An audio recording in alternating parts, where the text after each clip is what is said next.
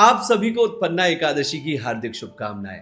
राधे राधे, जय गौर, श्री राधा रमणो विजयते। मेरा नाम है प्रतीक और हर सुबह की तरह एक वीडियो ऐसा जरूर आता है मेरे इस चैनल पर जो आपको भारत, भारतीय और भारतीय के करीब लेकर के जाता है।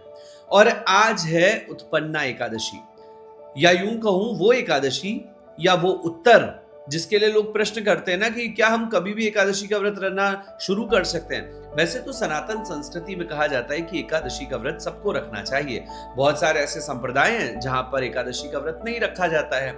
उसके अलावा अगर बात करी जाए एकादशी को रखना कब से शुरू कर सकते हैं, तो उत्पन्ना एकादशी ही वो तिथि है जब से इस व्रत को करना शुरू कर सकते हैं। तो आज हम बात करेंगे 4 चीजों की। सबसे पहले तो उत्पन्ना एकादशी क्यों मनाते हैं, उसकी कथा क्या है पुराणों में। दूसरा नंबर पे उत्पन्ना एकादशी के पीछे का साइंस क्या है। तीसरे नंबर पर उत्पन्ना एकादशी हमारी बॉडी पर किस तरीके से फर्क करती है, किस तरीके से हमारी बॉडी पर उसका इफेक्ट आता है। और चौथे नंबर पर उत्पन्ना एकादशी का आध्यात्मिक क्या लाभ होता है एक व्यक्ति को।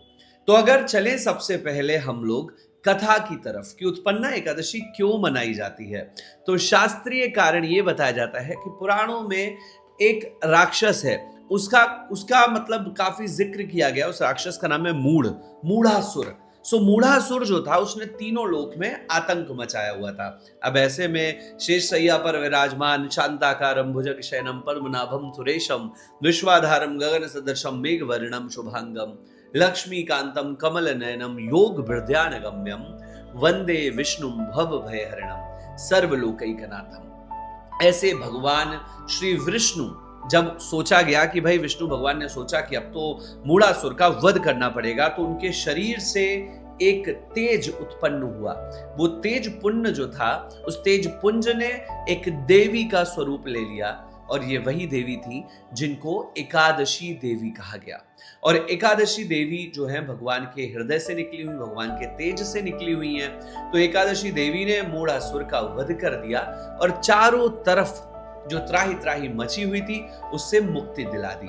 भगवान विष्णु ने भी बोला कि एकादशी ये जो एक तिथि के रूप में आप सर्वज्ञ होगे, और साथ ही साथ जो भी एकादशी का व्रत करेगा वो सीधे वैकुंठ लोक यानी मेरे लोक का वासी हो जाएगा, मेरे लोक का हकदार हो जाएगा। या यूं बोलूं, एकादशी का जो एक व्रत है ना, ये एक तरीके का पासपोर्ट है टुवर्ड्स बैकुंठ।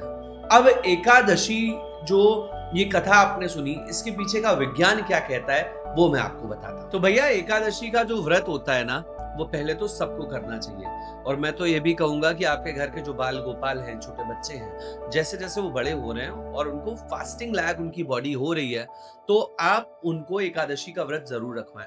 एक भ्रांति मची पड़ी है हमारे आसपास की, या तो वृद्ध लोग एकादशी रहते हैं, या तो एकादशी का व्रत जो है वो बच्चों को नहीं रहना चाहिए, या कुछ लोग रहते हैं, कुछ लोग नहीं रहते हैं। अब अगर बात करें विज्ञान की, तो पहले तो ये समझिए एकादशी का व्रत क्या रखने की कोई उम्र होती है? ऐसा बिल्कुल भी नहीं है। देखिए, जब आपका शरीर फास्टिंग के लिए तैयार हो जाए, जब आपको अपने शरीर पर नियंत्रण आ जाए, तो रखना चाहिए। अब नियंत्रण रखने की तो कोई भी उम्र नहीं होती है। छोटे छोटे बच्चे भी एक सांस में ना जाने क्या से क्या करतब कर देते हैं, और बड़े बड़े बूढ़े भी इसी दिमाग के उसमें रहते हैं कि भैया हम तो भूखे नहीं रह पाएंगे।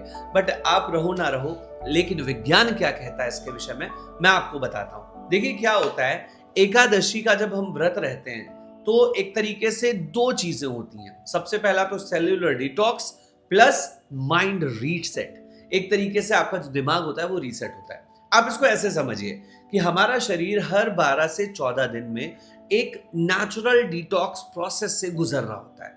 इसी दौरान क्या होता है, शरीर जो होता है ना, वो अपनी खराब कोशिकाओं को निकालता है। अब जब हम फास्टिंग करते हैं, तो फास्टिंग के समय कहीं ना कहीं हमारी जो बॉडी होती है वो हेल्प करती है डिटॉक्स होने के लिए। तो जब हम पलार करते हैं या अन्न का भक्षण नहीं करते हैं, या बहुत ही लाइट फूड पे रहते हैं, लाइट डाइट पे रहते हैं, तो हमारे शरीर को इस प्रोसेस को करने में बहुत ज्यादा हेल्प मिलती है। अब जब ऐसा हो जाता है ना, तो क्या होता है, न्यू सेल्स बनते हैं, माइंड क्लियर होता है, और कहीं ना कहीं क्रिएटिविटी में इजाफा होता है। इसको और थोड़ा सा अगर डेप्थ में समझे तो कुछ यूं बताऊंगा मैं।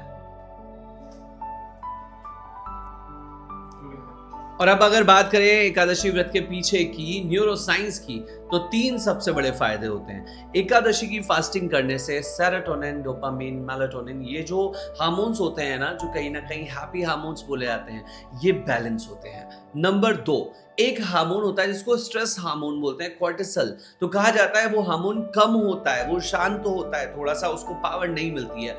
तीसरी बात ये होती है, जो भी व्यक्ति एकादशी का व्रत रहता है, उसका जो माइंड वेव्स होता है ना कहीं 10 से 12 हर्ट्ज तक शांत रहती है बॉडी में। साथ ही साथ में माइंड में अल्फा वेव्स जनरेट होती है। जब अल्फा वेव्स जनरेट होती है तो उससे 3 फायदे होते हैं। क्रिएटिविटी बढ़ती है, एंजाइटी का लेवल कम होता है, और साथ ही साथ में जो सबसे इंपॉर्टेंट है, नींद अच्छी आती है और इंसान का जो दिमाग है वो थोड़ा सा शांत रहता है। इसके पीछे ना लूनर साइंस भी वर्क करती है। अब आप ये समझिए, एकादशी के दिन चांद की जो अवस्था होती है ना, वो आसमान में ऐसी अवस्था होती है जब हमारा साइकोलॉजी सबसे अच्छा हो रहा होता है, क्रेविंग्स कम हो रही होती है, एंड कहीं ना कहीं जो एक तरीके से कहते नहीं, जो शरीर के अंदर जो वाटर लेवल होता है वो भी चंद्रमा की किरणें बैलेंस कर रही होती है। इसीलिए कहा जाता है ना, चावल नहीं खाना चाहिए एकादशी के दिन। क्यों? क्योंकि जितना पानी ऑलरेडी है, जब चावल खाएंगे तो वो क्या होता है, वो और पानी बनाता है।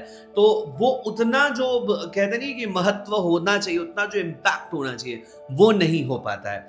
अच्छा, एकादशी का व्रत करना इसीलिए आसान भी पड़ता है। और कहा जाता है एकादशी के व्रत का अगर कोई पूछे भैया कि सबसे बड़ा लाभ क्या है, तो यही है, एकादशी व्रत मन की शांति को बढ़ाता है, मन को शांत करता है। जैसे विष्णु भगवान शांताकारम है, वैसे आपका जो मन है वो भी शांत हो। सो एकादशी में ये 4-5 कार्य जरूर करें। सबसे पहला तो हल्का खाना करें या फिर उपवास करें। अब इससे क्या होगा, डाइजेस्ट सिस्टम बेटर होगा।